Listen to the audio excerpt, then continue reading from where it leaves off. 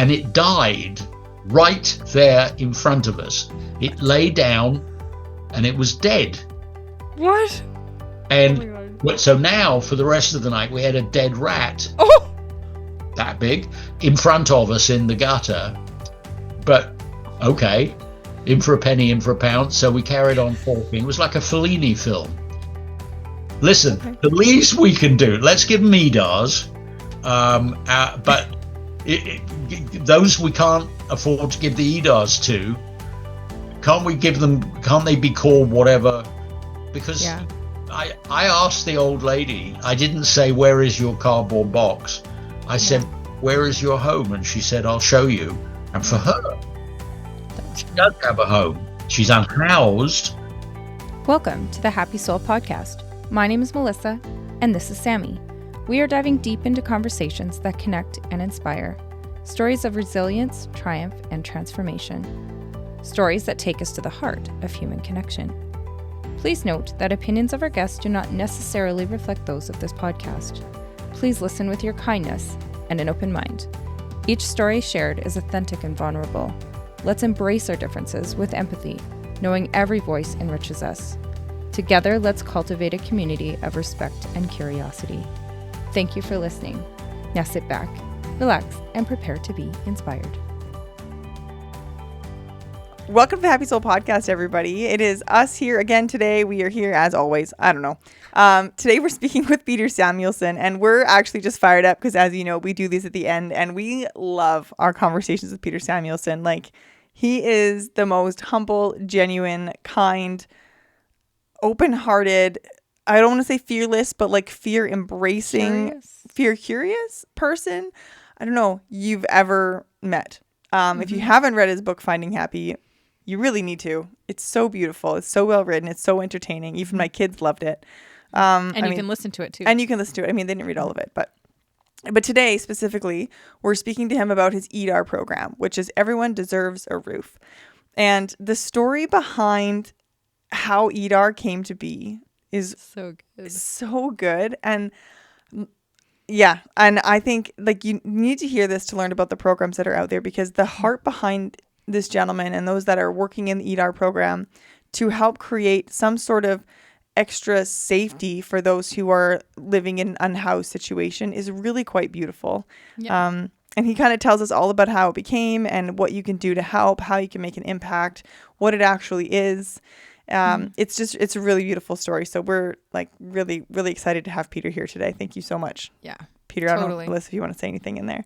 Oh, I just want to say just a little tidbit, just that it is really cool to learn about how EDAR came to be, and also just like the why behind it, and why shelters can't just be the only solution, and finding beds and building shelters is actually not.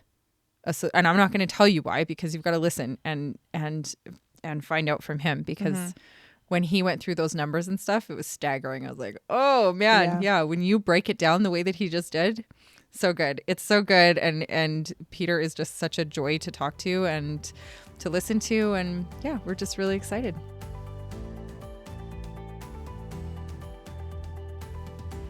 Thank you for joining us again, Peter Samuelson. We're so excited to have you here again today to talk about the EDAR program, and honored that you would be here again. Like we're really excited. It was kind of our last conversation with you, and then something else that kind of popped up for us that was our calling to, okay, we're also going to do Homelessness Awareness Month. We had already decided on our last one, and this was kind of our conversation with you was our call to do this one. And so I want to get you to talk about the EDAR program, but first I want to talk about, I can't remember if you told us this in the last podcast, but it was definitely something in your book. And it was the moment that was the shift that kind of led you towards wanting to do something for the homeless population. And I don't want to butcher the story, but from what I remember, there was an encounter you had with a homeless gentleman that made you uncomfortable. Can you tell us that story and kind of tell us how that led into the EDAR program? I will. It's very much in my heart. So I had a business breakfast in Beverly Hills at a iconic deli called Nathan Al's, and I can't even remember who the breakfast with Wiz, but it was a negotiation. And so my head, as I walked out of the restaurant, was full of, I think it was a happy result where we had shaken hands. And that was what was in my head. And the next thing I know, I'm outside the door of Nate Nowell's. I'm on the sidewalk, and there is a man who is taller than me, and he's, dressed sort of in rags, and he's aggressive. He's like in my space, and he puts he's like poking me in the chest with his hand, palm up, give me money. And I did. I was sort of flummoxed, and I went in my pocket and I took out some number of dollars, not too many, and put them in his hand. And I went off to the parking garage next door. And I got into the car, and I realized I was shaking because I was so angry. And I thought, well, this is so interesting. Who am I angry with? I'm not angry with him. Oh, I'm angry with me. And the reason I'm angry with me is that I have everything. He has nothing at all. Why would I be intimidated by him? There's something the matter with this. So that I do a lot of my thinking on my bicycle on the weekends. I do a 22-mile loop on Saturday, and then on Sunday goes from where we live to the beach and back again, partly on the mountain trail. Anyway, so I was thinking, and I thought, well, I will lean into this, because I thought to myself, I don't know anything about homelessness. I mean, other than, walking past it and driving past it, I don't know anything. So I decided what I will do is I will put a clipboard with a pad of paper into the little basket thing on the pannier thing on my bike. And on weekends, I'm going to go and I will find unhoused people, unfortunately very easy to do in LA, and I'm going to talk to them. And I did 60 something interviews over several weekends. And I was absolutely fascinated, because I realized I absolutely knew nothing about homelessness before, but so much of it was counterintuitive, and the assumptions I had made were just completely off base. I was wrong. I thought they're all men, because I had never seen, unhoused women really on the street. I thought, it's going to be 90% men. It's not 90% men. It's almost exactly 50-50. But the difference is the women have to hide more because they are more scared, and therefore the men are more visible. I also had thought, no unhoused children, right, under the age of 18. Completely wrong. There's tons. When I slept on St. Julian Street with the then mayor of LA in a couple of EDARs on a Saturday night, we actually counted the unhoused people who lay down on pieces of cardboard next to us on the sidewalk. And there were, I forget, 140 or something. But there were around 15% were clearly children. They were under the age of 18. And I poked into that because, one of my other charities, we work with foster kids, so I know people. And I said, what's the protocol for unhoused children? And what CPS said to me is, if they are abused or neglected, we pick them up, we put them into foster care, we investigate and so on. Or if we think that they're being, seriously neglected, we do something about it. But if they're, with their mum and they're sleeping rough, no, we don't take them in. So there are an awful lot of children in America who are homeless. And then there was an epiphany where I really decided, this is my next charity. I need to do something about this, because it's not going to fix itself. And I think we could do something. I stopped and I asked an old lady on Santa Monica Boulevard, near to the San Diego freeway here in LA. I said, can I ask you a couple of questions? And mostly what I asked in all the interviews, just to sort of get it going, was I asked, how do you get money, to buy food? And where do you sleep at night? And when I asked the old lady, who for all I know may have been 40 years old, she just, had a rough life, she said, oh, I'll show you. I don't mind showing you. And she took me by the sleeve and she led me onto the wasteland that is next to the freeway, next to where Santa Monica Boulevard goes under the freeway, and just south of there, there's a whole piece of like Caltrans is the authority, but they've just sort of left it open, and there's nothing there, with cars whizzing by. And she led me sort of behind a tree, and there was a huge cardboard box. And on the side of the cardboard box, it said Sub-Zero.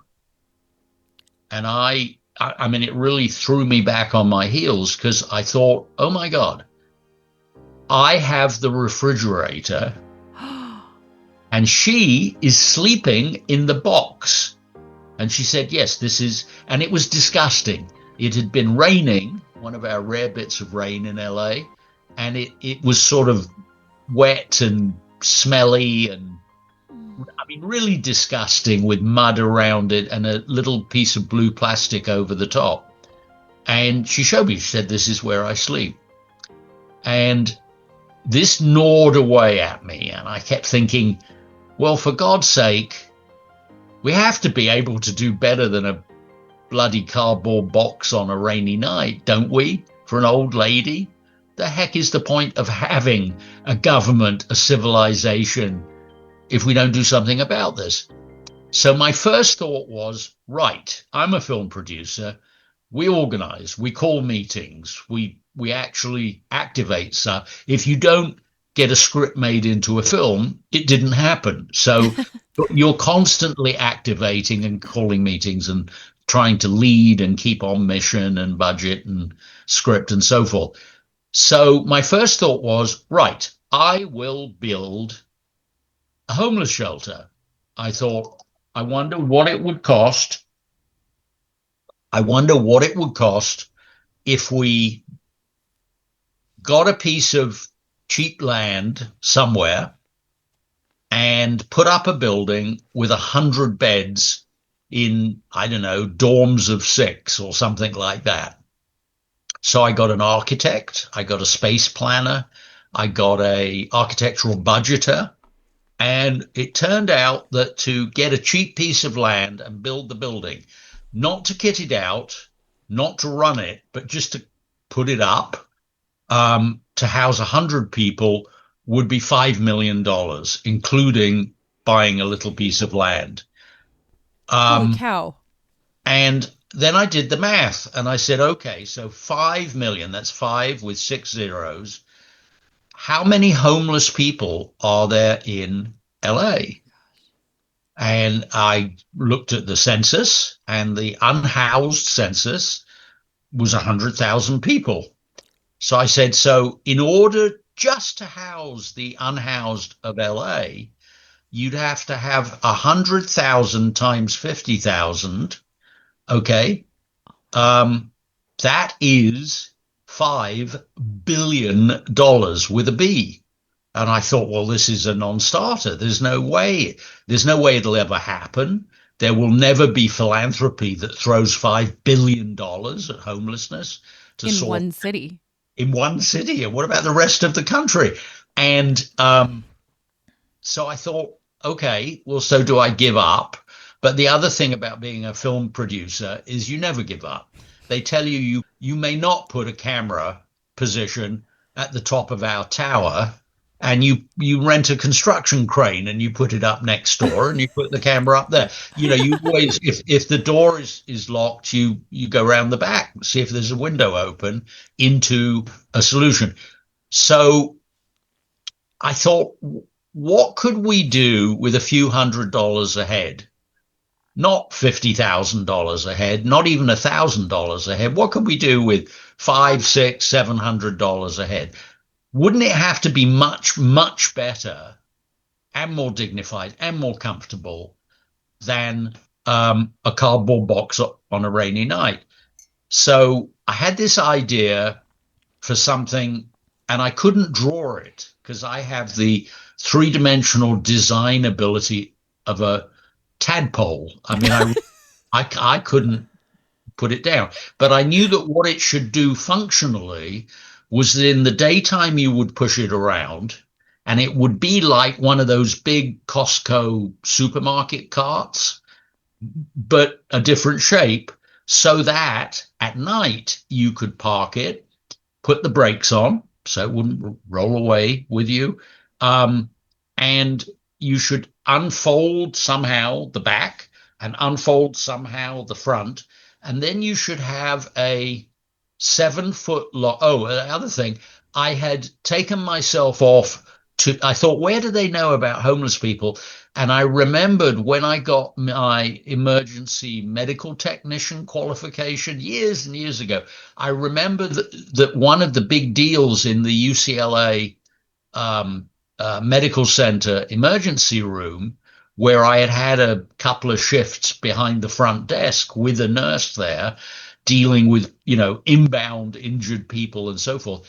There's a lot of homeless people. They don't have any medical care. So if they get ill, they go to the emergency room. Sometimes they go to the emergency room just because it's raining or they're hungry, and they know they'll be fed. They come in and they say, I have a terrible pain in my chest, which is code for they have to now be admitted overnight for observation. So, and God bless. One of the things I learned in the ER is, I said to a doctor back then, what do homeless people die of? And he said they die of pneumonia because they sleep on the ground. They get some kind of upper respiratory something, which then spreads down into their lungs, and then they get pneumonia, and then they die. And that's why they die, really young. So anyway, I thought, okay. And the whole thing, this thing that didn't have a name, has to be off the ground, and it has to have windows and a door, and, it has to be a proper thing. Much, much, much better than a tent. So, and not ugly, So I couldn't draw it.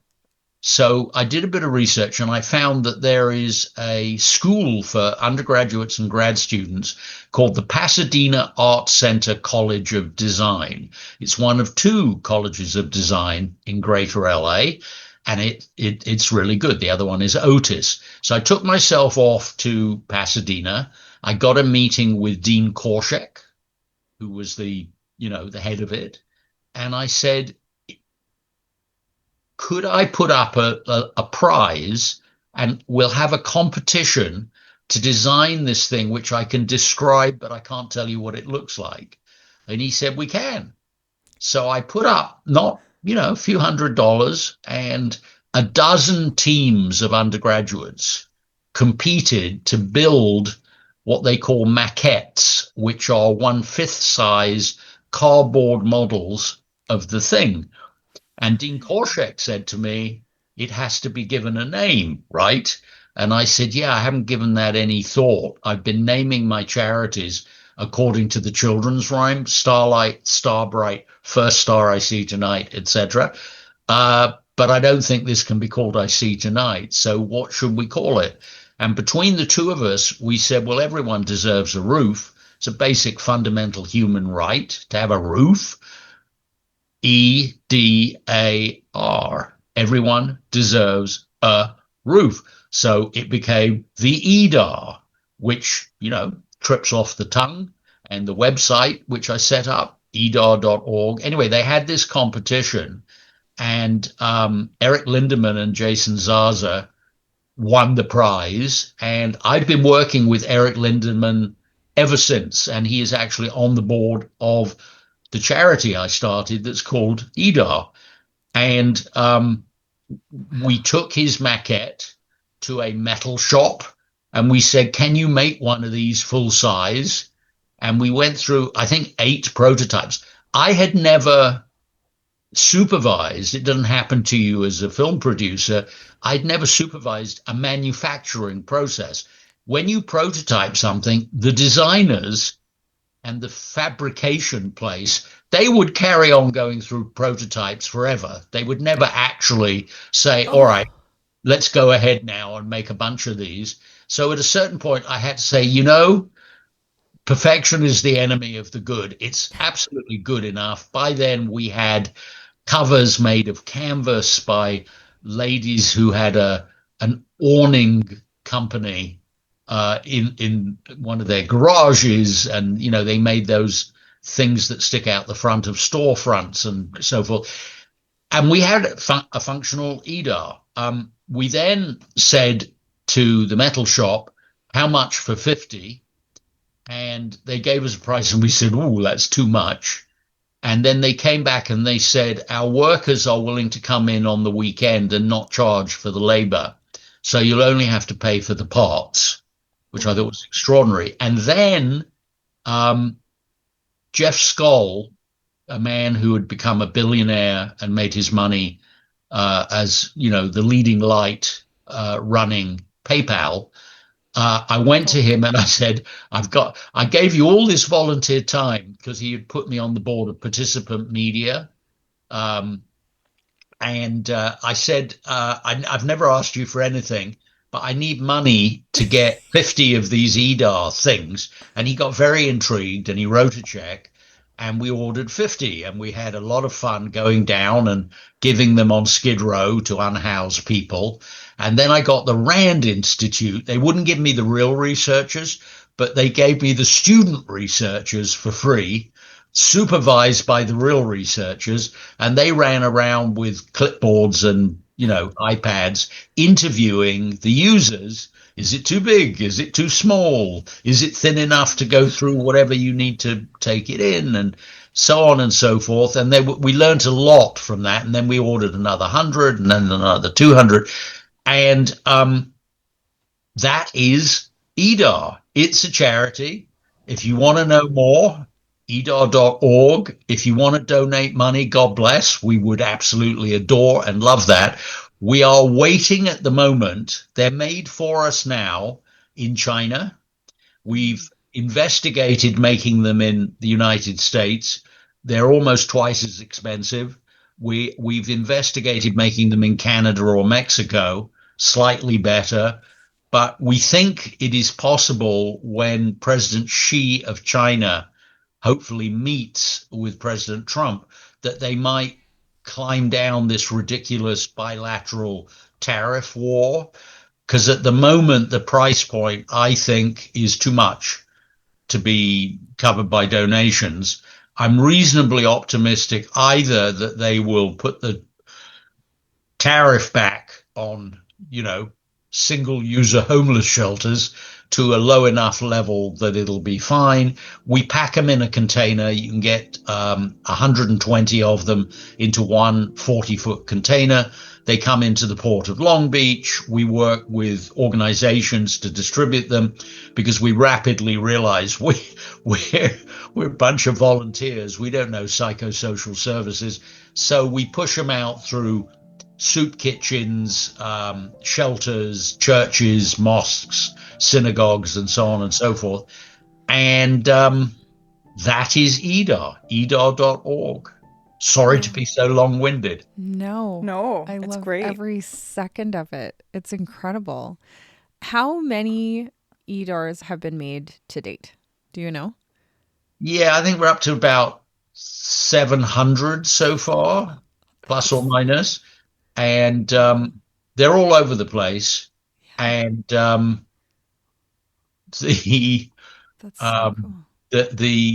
latest thing, which I think is really interesting, is that the mayor's office in Miami said, we've got all of these parking garages downtown, and if it's a 6-floor structure, no one ever drives up past the first 2 or 3 floors, because so many people are working remotely now, it's kind of useless how many floors of parking they have.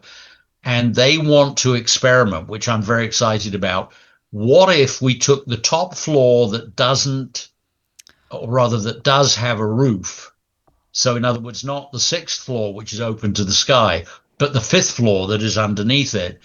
And what if we put, I've said to them, I think we wouldn't do more than 20 or 30 EDARs in one place.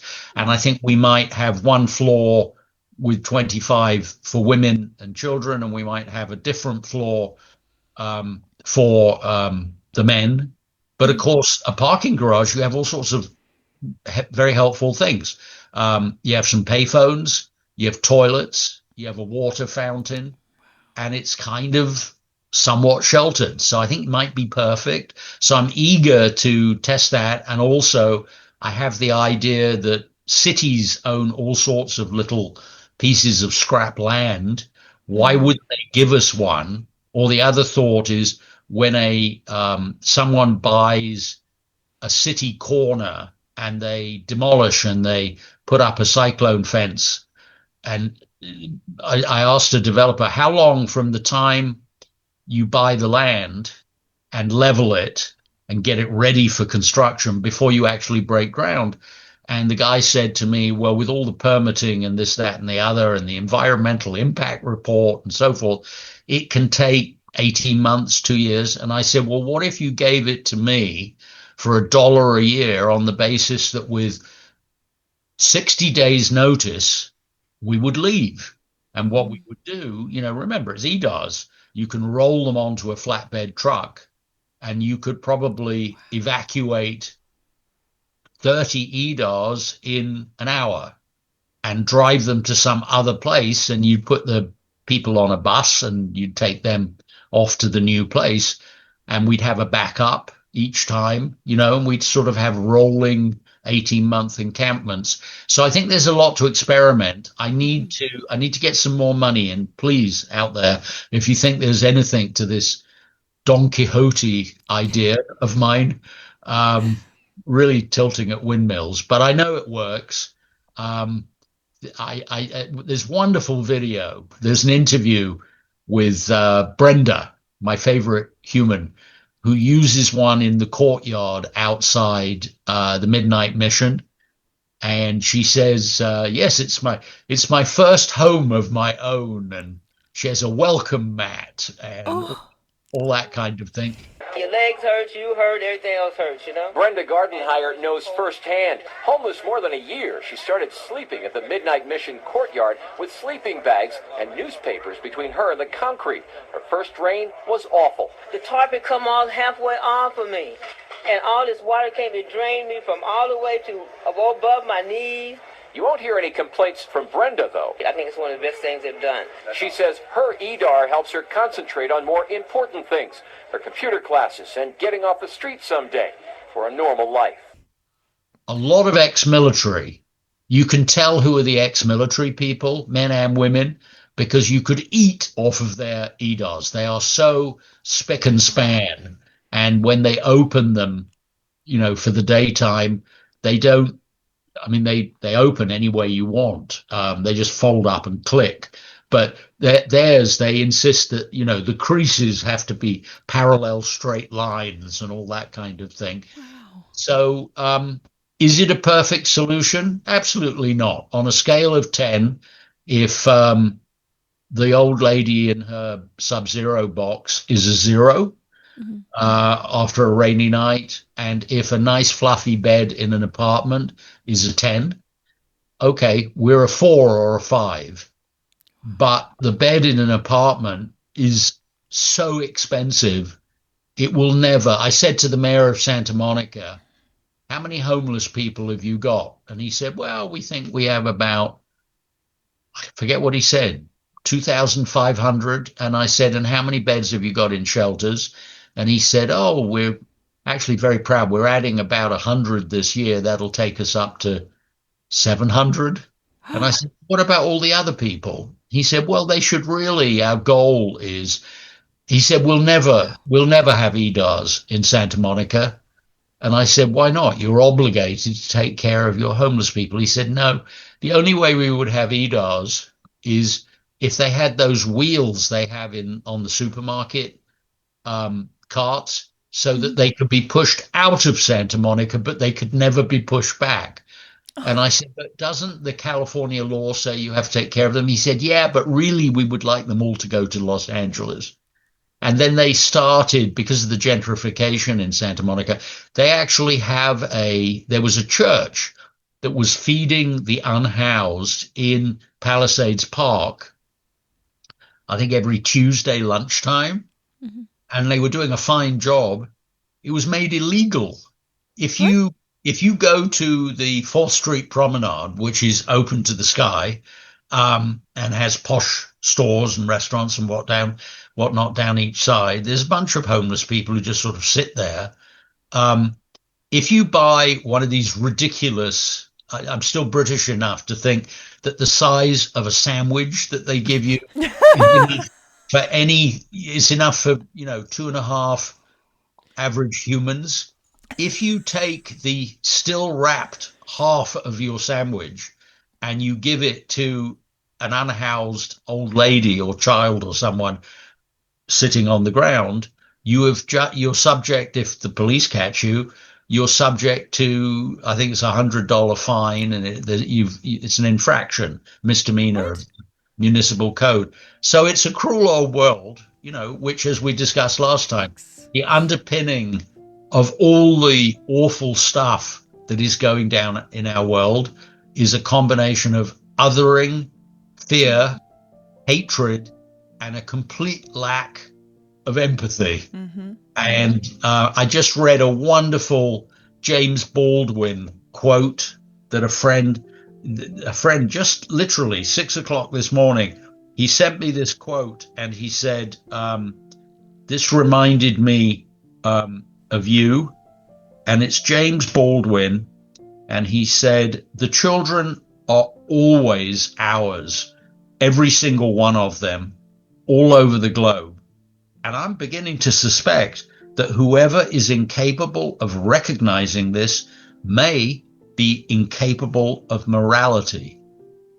He's right. And I think it's true. I mean, the real haters, they do hate the children. Mm-hmm. I mean, you've got now, just in the last week or so, ICE has started picking up undocumented children without their parents. Can you imagine how scary that is? What are we? Awful. Come on, the shining city on a hill of Ronald Reagan? I don't think so, not at the moment. Absolutely, we have to have borders. We have to control immigration. But does it have to be done with tear gas and pepper balls and big, ugly, masked, anonymous men beating up on women and children? I mean, some of the video makes me ashamed. It's gut-wrenching. There is a better way of doing the same job, and it's not that. 100%. I couldn't agree more. Mm-hmm. And we've forgotten. I'm an immigrant. I thank you, America. I came in age 23, I think, 24, with a work permit, and eventually got my green card, and eventually got sworn in and became a citizen. What it says on the Statue of Liberty is, give us your huddled masses yearning to breathe free. What it means is, the American dream is what it means. Mm-hmm. We don't care about your parents. Mm-hmm. We care about you, whether you will work hard, do your homework, get yourself educated.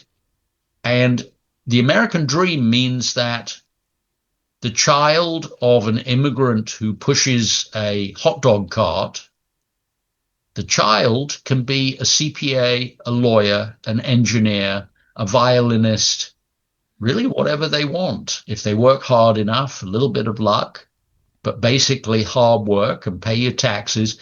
That is how America has been built. I mean, the people who hate on the children of immigrants, what is actually going on in their heads? I think I think it is racist, and I think that it is, it's based on fear. Mm-hmm. You know, an interesting thing we did just a few years ago, we're privileged to have these friends, and they rented a castle in France for the summer. And we got invited to go, my wife and I, and our kids, to this full-on castle in Perigord. Round the corner from it, sort of down the road, was the entrance to the Paleolithic cave system. And we went in. They got a tour guide who took us in, and I was staggered. It was nothing like I had imagined a cave system would be. And, you know, they show you the pictograms, the drawings on the walls, and bison and this, that, and the other. But what was self-evident to me is I understand the mindset of someone who lived in a cave in the Stone Age. They were frightened, they were hungry, they were thirsty, and the ceiling is low, it's dark even in the daytime, and even if they lit a candle or something, you know, once they discovered fire, it was still pretty scary. And you were scared of everything. You were scared of, you know, the people who live over the other side of the valley and they don't look like us and they don't dress like us. They probably want to steal our food. And you were scared of the wild animals, and you were scared of every damn thing. The cave leader would say, I'm sure, we're going to stick together. This is our tribe. You do what I say, do exactly what I say. And you're not scared of the people over the other side of the valley. That doesn't feel good. It gnaws at you. I'm scared. No, you're not scared. You're full of hatred because they are bad people. I know you've never met them. I've never met them either, but we're going to hate on them because that will make us feel better about this emotion that we're feeling than just being scared of them. And I think, you know, Samuelson's law of caves, you can take the people out of the caves. You cannot take the caves out of the people. And I think, unfortunately, we carry a kind of tribalism in our hearts, and it's part of human DNA now.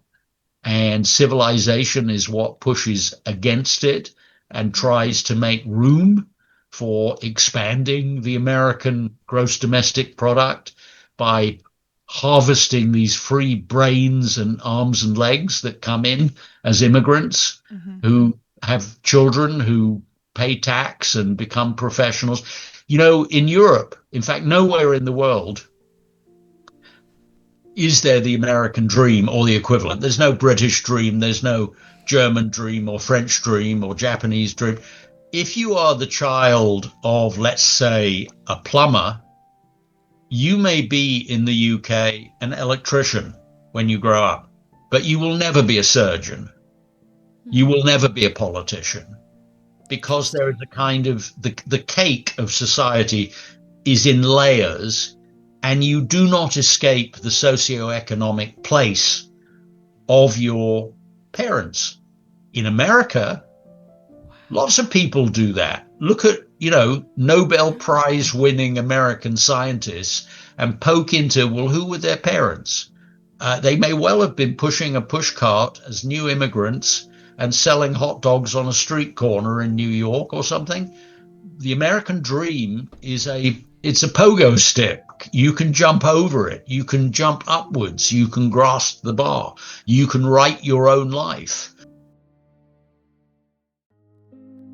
As winter settles in and the temperatures drop, the mustard seed is working to make sure no one faces the cold alone.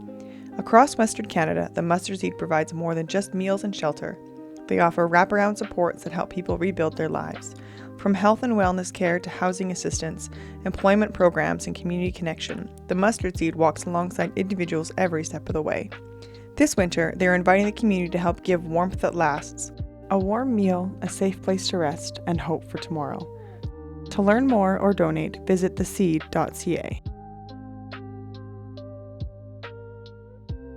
We've now got in my other charity, firststar.org, where we house, educate, and encourage foster kids to make something of themselves. And it's a combination of academics, life skills, and meet your new brothers and sisters, and role models, because we're based at 12 universities and so forth.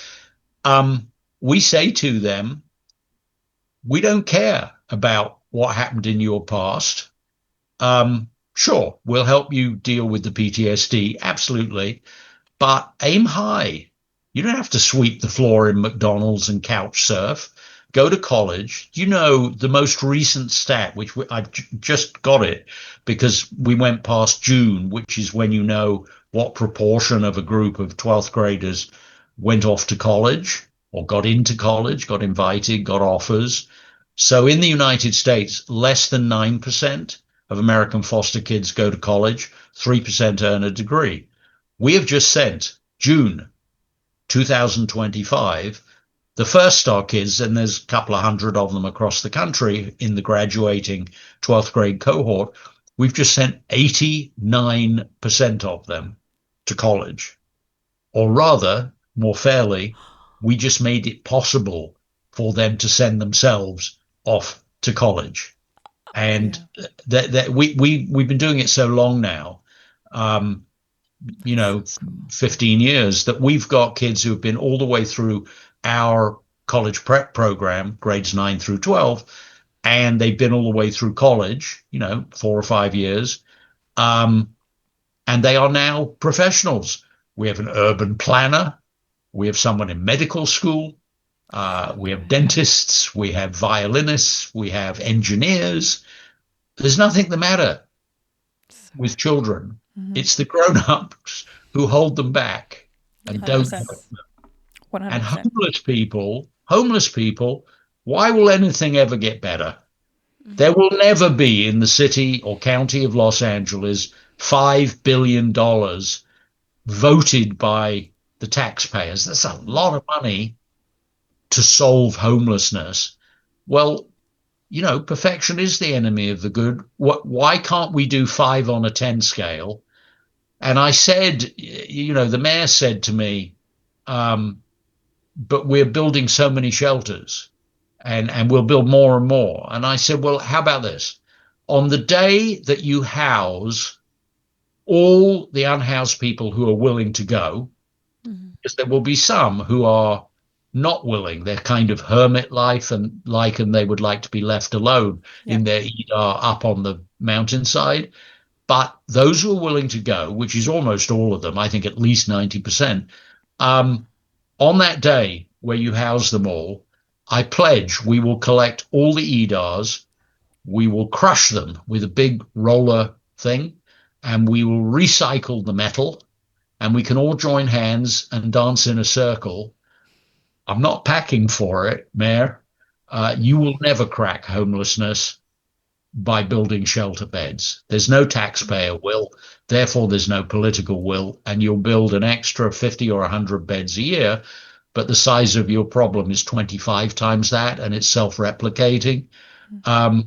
They will be sleeping in your parks, and it's not right, and we can do better. Come on, if we can put a man on the moon, can't we put out some EDARs? Yeah.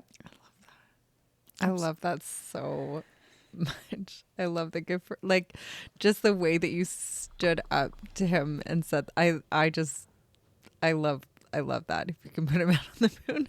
I know that out there, people are sitting out there watching this, or they're listening to it, and they're trying to get into their mind's eye, what the heck is it, this EDAR thing? Everyone deserves a roof, but what is the object? What does it look like?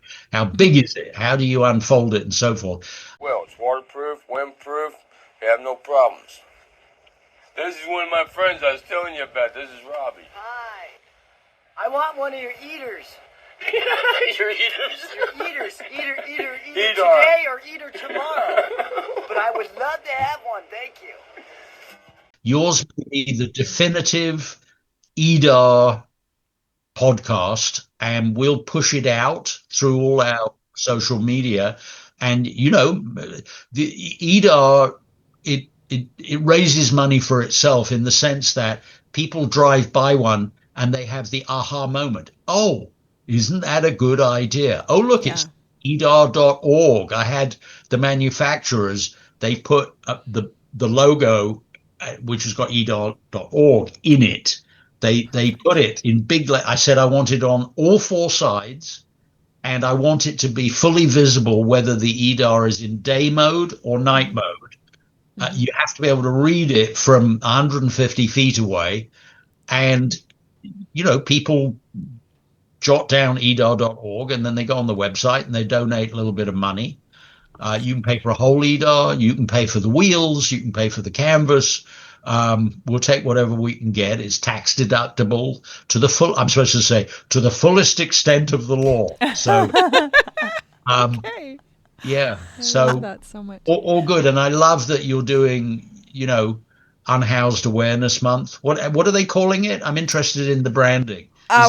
We thought it was Homelessness Awareness Month, but I don't know if that's accurate. And we try to word it as those experiencing homelessness, not the homeless, not like homeless people. Yeah, I'm trying to make. I mean, my instinct is always to say homeless because I've said that for 70 years or something.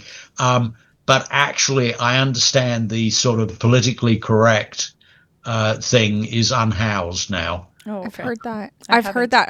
I'm glad you said that because I was actually gonna bring it up and ask you if you knew. Listen, the least we can do. Let's give them EDARs, but those we can't afford to give the EDARs to. Can't we give them? Can't they be called whatever? Because I asked the old lady. I didn't say where is your cardboard box. I said, where is your home? And she said, I'll show you. And for her, she does have a home. She's unhoused. I would say someone in an EDAR. I mean, I'm not too ambitious for it. It's a 5 on a 10 scale. It's not a 10. But, have you been able to check it? Did she get an EDAR, the lady with the Sub-Zero box? No, I'll tell you the dreadful thing. As a result of meeting her, sort of a year later, because it took me that long, we had EDARs. And I went back and there was nothing there. There was no box. I think that Caltrans had come in with their big, it happens every so often. We had to actually get lawyers involved because the city of LA and one LAPD malign cop. I mean, he was so evil near Skid Row.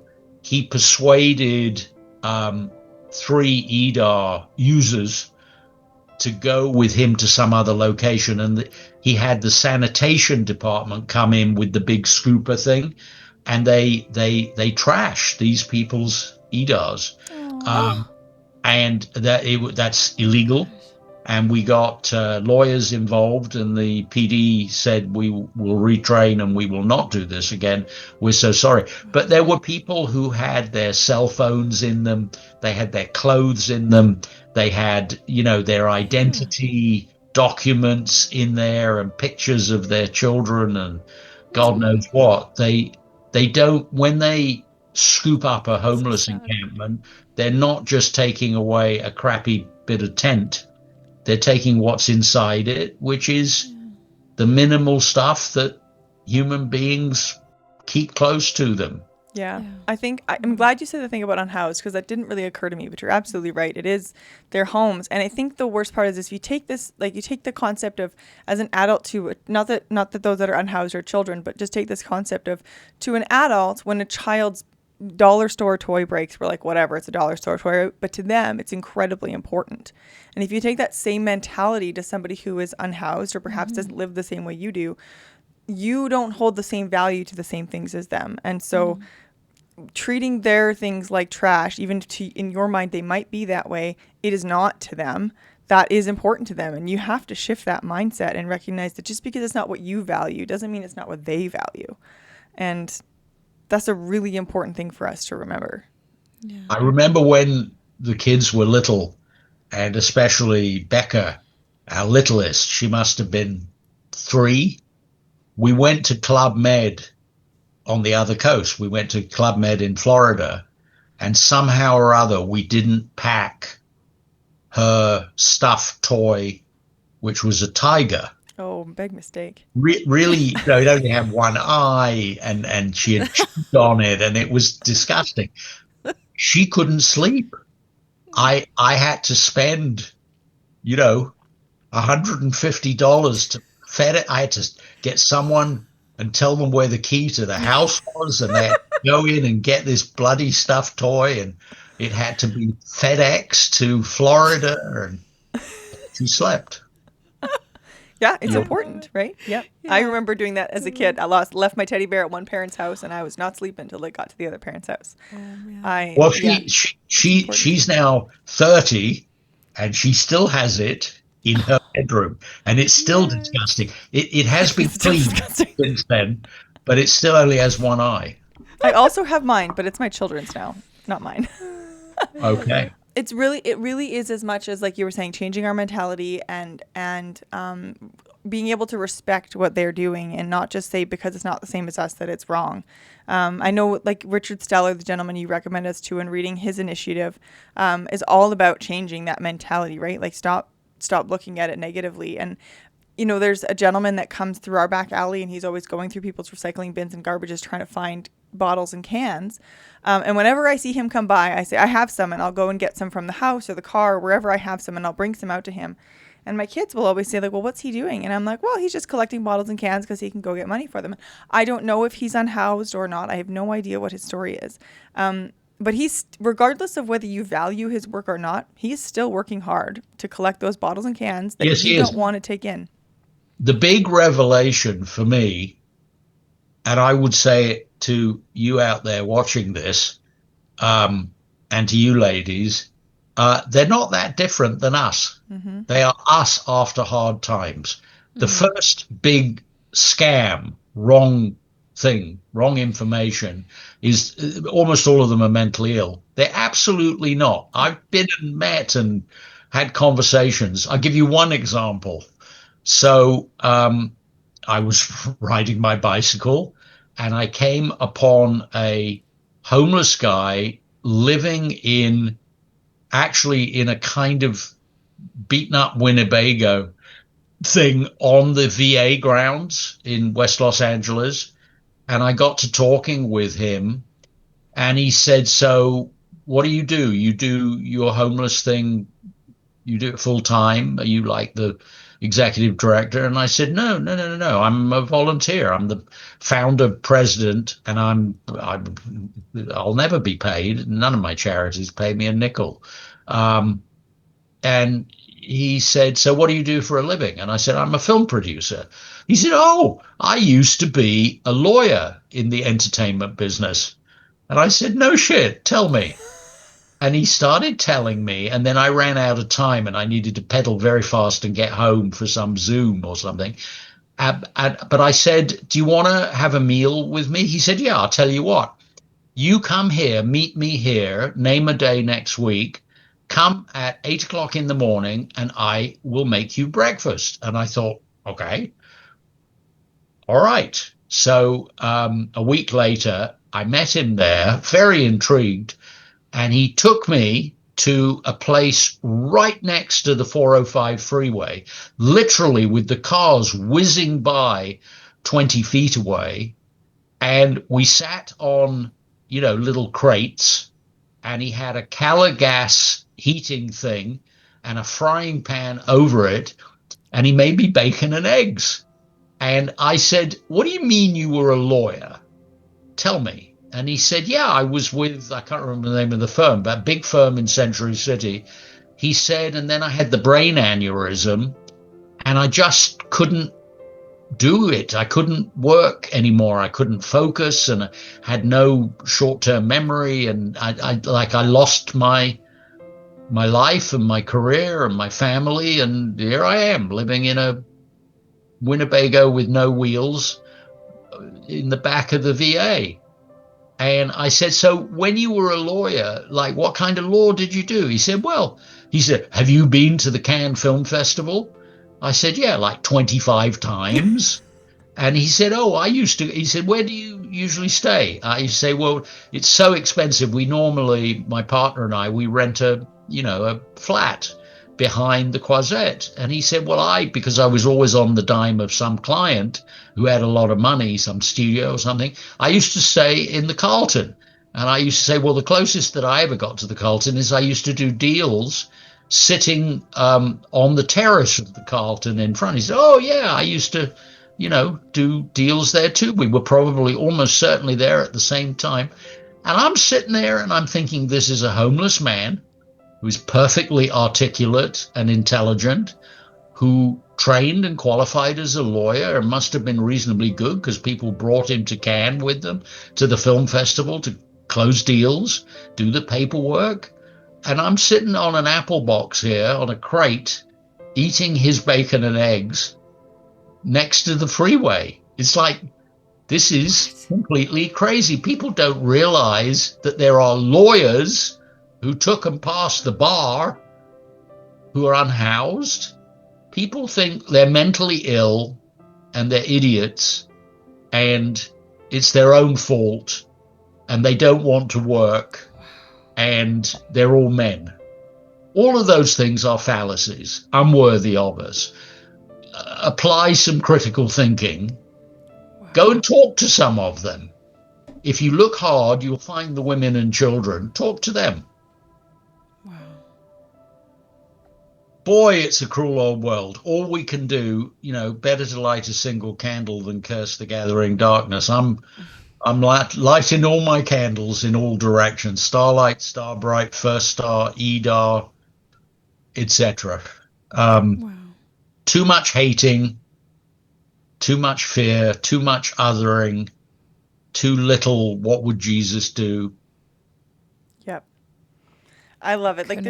I think it's incredible how you went from film producer to, I know you still are a film producer, but running all of these charities. And I have to ask, when you started doing all of these charities, I would say specifically the homelessness one, people that you knew, was there anybody that had negative things to say about these charities? Oh, yeah, a lot of people.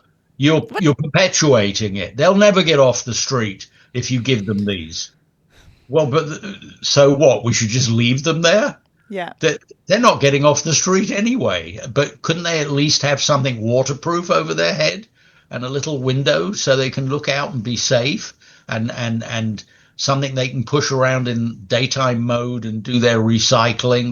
They hang panniers over the top of the EDAR, and functionally it then becomes, how you collect aluminum cans and glass and take them down to the place where they give you X dollars a pound, and then you can go buy a hamburger, right? That is the economy of the streets. And also in terms of NIMBY, which is a whole big deal, not in my backyard, this is not a full answer, but this is so much less objectionable cosmetically than a homeless encampment. Next, I get it. If you own a restaurant, you would rather not have homeless people camping, sleeping rough on the sidewalk in front of your restaurant. I get it. This is much better than that. And also, this we say to when we give us a kind of a kit of paperwork. Oh, there's another interesting thing. We give this kit of paperwork, how to use your EDAR, what to say to the police. Here's your certificate of ownership to show the police, no, you didn't steal it. This belongs to you, and all of that. And we say in there, if anyone is threatening or angry or shouts at you, apologize. It's free to apologize. Close it up. Take you 20 seconds. Walk away. Apologize back over your shoulder. I mean, we have some remarkable people using EDARs. On Alameda Street, there is a gentleman sleeping every night in an EDAR. He played trumpet with B.B. King. Oh, my gosh. I'm sorry. What? Yeah. I mean, it's like mad, isn't it? There's a picture of him on the website from behind. It's one to sort of keep people's privacy and so forth. Yeah, of course. These, and I said, well, do you still play trumpet? And he said, no, I had trumpets, but they always got stolen, so I just stopped. He said also, I used to do plumbing, and then someone stole my plumbing. The interesting thing about crime when people are sleeping rough is they aren't the criminals.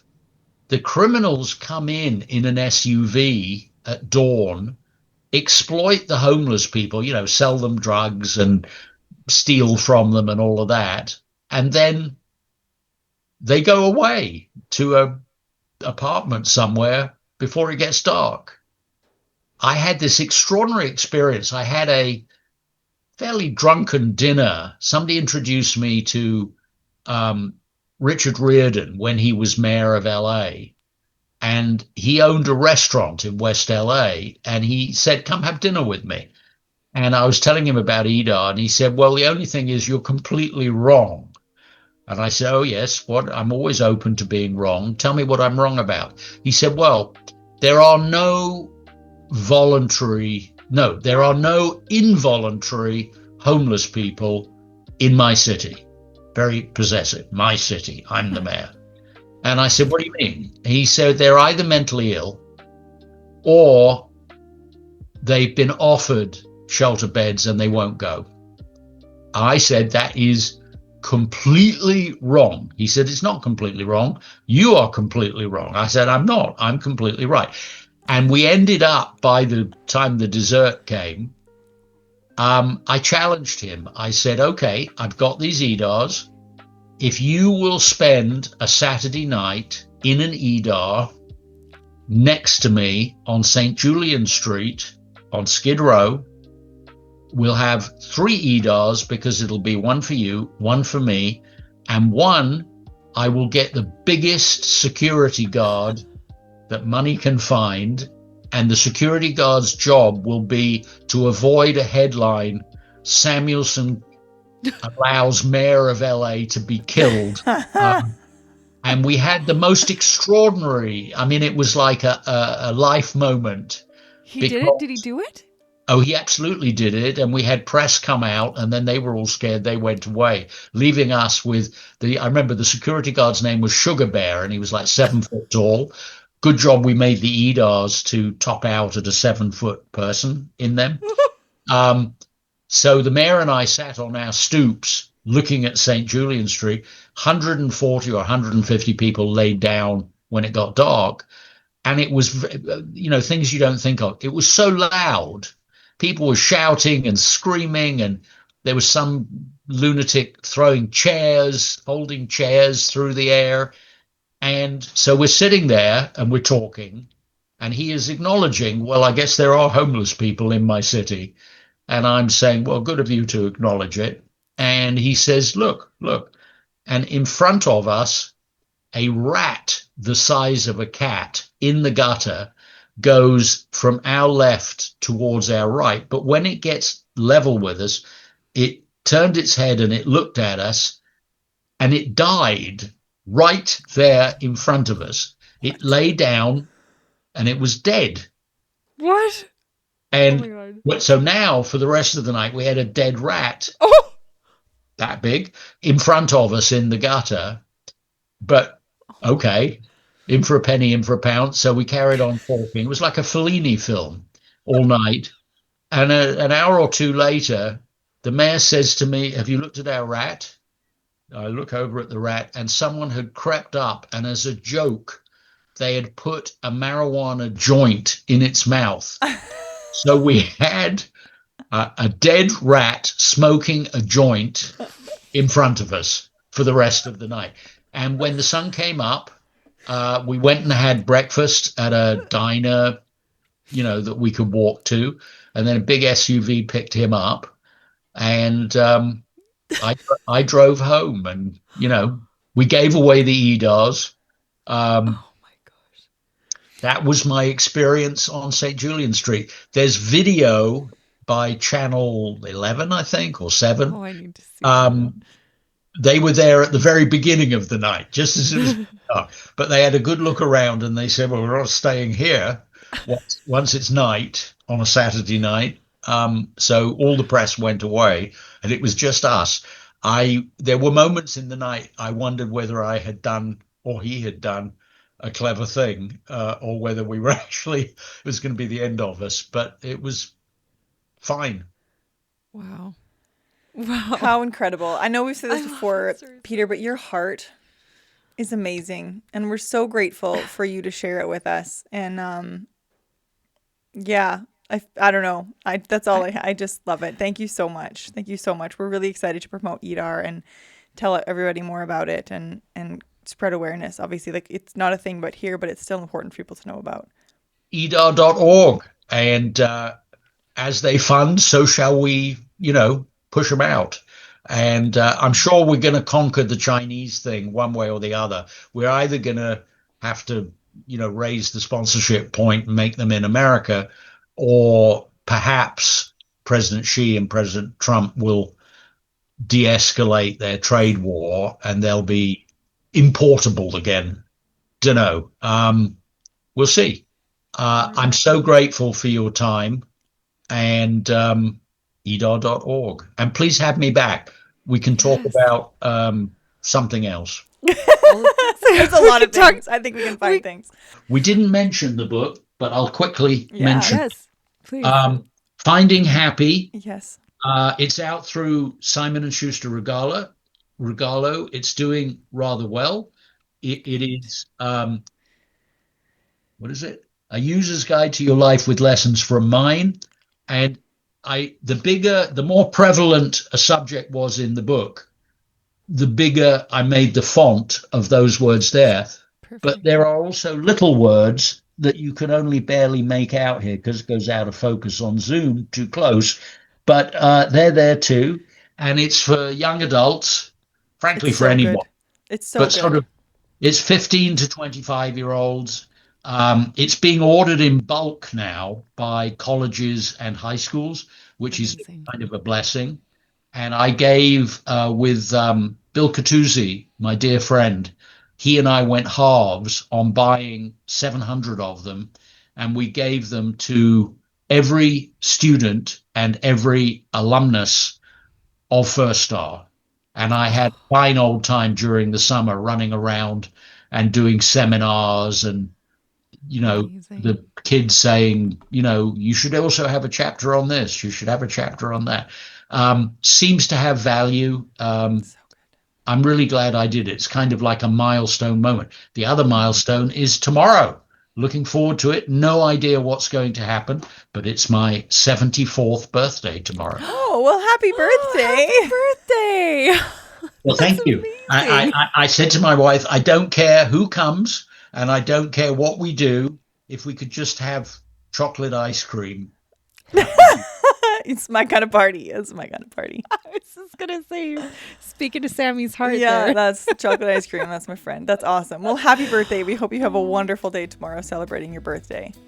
Thank you for the time. Thank you for the attention. EDAR.org. Very grateful. I'll come back anytime you like. And God bless. You as well. Thank you so much. Thank you so have a great much. day. Bye, Peter.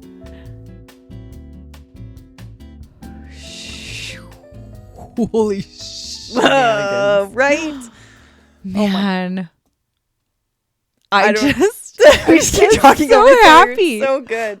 I'm just so happy. I'm just like, I have all these notes and I could talk to Peter for hours. I just think he is such a humble person and so like he has got such a great way of living, doesn't he? Mm-hmm. Like, I see a problem. How can I solve this problem? And like he's I want to say fearless, but that's not it. Because it's not that he's fearless, it's that he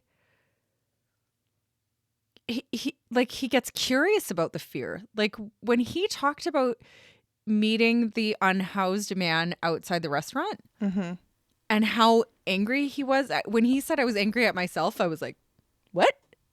But he felt that feeling of discomfort and he was like, I need to dig into this. I need to lean into this and figure out where that feeling is coming from and why it's there and what to do about it. And he, like, the story of him sleeping in the EDAR with the mayor. I glued in that story. Like, I freaking love it. I just love the way that he lives. I just love it. And I love, like, what a great solution that he has come up with. And he's still finding solution. And I just think it's so great. Anyway. This just crossed my mind. I would love to know what his kids are up to. Ah, right? Yeah. I would love to know. How old are they? I don't know. They're all adults, right? I think he said one was in their 30s or something. Yeah. I don't know, but I would love to know. Because I think when you see an inspiring person like that, you think, well, their kids have got to be great. And I mean, like, I'm fairly confident they are, but I would just be really curious to see what they are pursuing and what is important to them and all of those things. How do they look at the world? Yeah, how do they look at the world? Right? Like, to have somebody like that as your parent and how he looks at the world, I just think, like he said in the first episode that we recorded with him, he said that same thing, but you are the author of the story of your life. I just, like, I wrote it down again because I was like, I just love that so much. Yeah, to have that perspective and to have that be your parent. I just, I'm looking at my notes here because I wanted to look up that quote he made from, I think he said from James Baldwin. I want to write that down. I just want to say what I was saying to, or what I was thinking about as he was talking about it, was the fact that, you know, if you say, I'm going to do something to help sick, terminally ill kids, you will get so many people be like, that's a great idea. They need help. If you say, I'm going to do something to help foster kids, people will be like, nobody's going to be like, that's a bad idea. Right. 90% of people are going to be like, that's a great idea. They need help. Yeah. If you say, I'm going to help the terminally ill kids that can't get anywhere, that's a great idea. Yes, absolutely. They need help. When you say, I want to help the unhoused, you will have more people who are like, why? Yeah. You're going to have more controversy there. More controversy because so many people believe that they've done it to themselves, that they could change if they wanted to. And I believe there's pieces of that are true, but it's not the whole truth. There's not, you know, you think people's like, I got to this place by myself, and nobody gets anywhere by themselves, whether that's they end up meeting the right person who opens the door for them or whatever. There's something that helps somebody along in some way. Now you have to grab that opportunity and take it to make something happen with it, but that's not the case. And I really love this mentality of changing the stigma and changing you think about Allie's episode when we recorded with her, and she was saying how I wanted to tell Peter that's the story of like her saying like that person gave her a muffin under the door. And it meant so much to her because it showed that somebody cared. And I'm like, that's what Peter has created with his EDAR program, is he's showing muffins. It's muffins in the forms of houses, right? Or little roofs, these EDARs. And I'm like, how many people does that actually mean so much to? You know, like whether they're happy being out unhoused or they want that to change. Either way, someone showing that they care and providing them with this safer place to sleep is like, I mean, it's unreal. And I love the fact that he's just not like, I'm doing amazing things. He's like, like it's like a 4 out of 5, like, or a 4 or 5 out of 10, like whatever. It's fine. It's not that big a deal. It's just something. Well, and he makes it sound so like, well, this just isn't right. We must do something about this because this just isn't right. And he just makes it sound so logical. The thing about people's opinion of the unhoused population is just like any other group of people, you cannot judge them based on one conversation that you had with somebody, one interaction you had with somebody, a picture, a video. You can't, people do. You shouldn't. Create a judgment based on one interaction or one photo or a couple or even a majority, because unless you have somebody, please call us out. If you have walked downtown and you have had multiple conversations with multiple people and you want to call us out on what I'm about to say, our email is tagged. send us a note.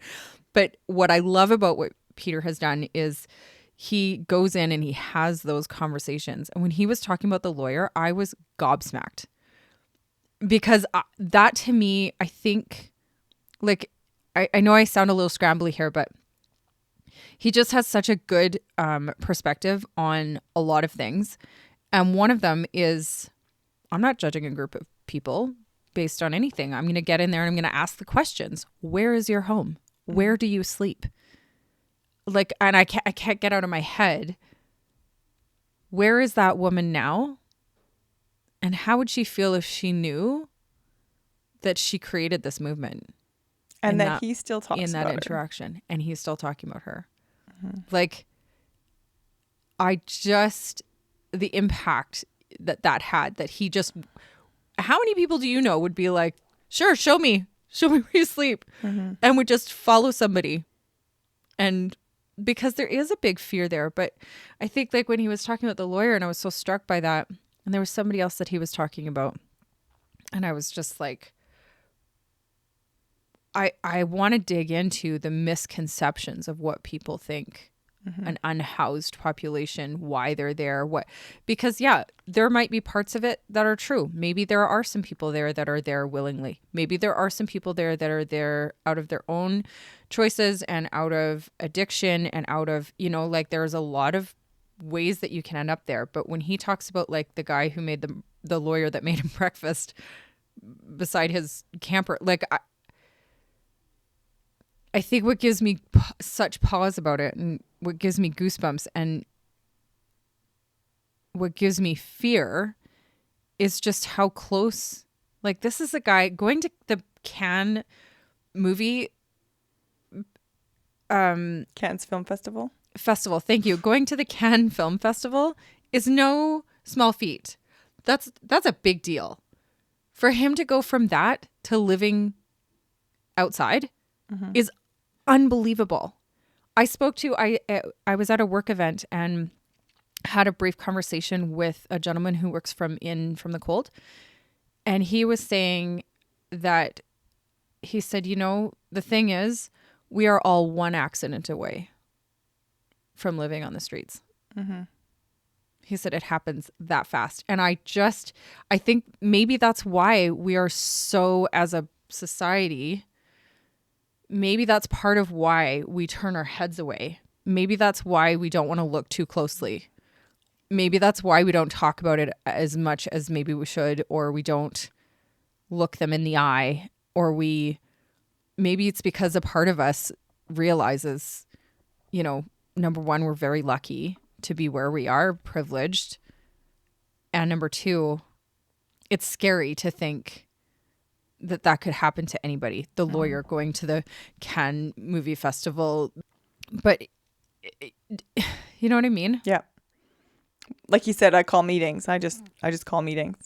I freaking love it. Like, yeah, I just love it. And I love what he's created. And he goes about life in a very curious way. Like, I'm curious about that.